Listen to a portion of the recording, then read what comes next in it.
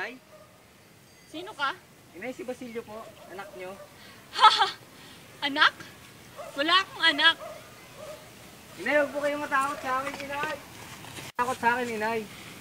Basilio? Opo, Inay. Ako nga po. Anak ko! Inay! Inay, ba't niyo po ako iniwan? Iho! Sino po Gusto kayo? mong gawin dyan sa iyong inay? Gusto ko po siyang ilibing sa sementeryo. Ngunit wala po akong pera. Kumuha ka na lang mo ng panggatong. Malapit na rin ang aking kamatayan. At sa sandaling mangyari yun, sunugin mo ang aming katawan hanggang sa maging abo.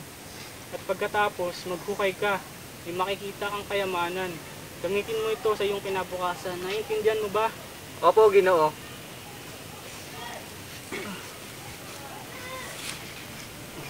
Mamamatay ako.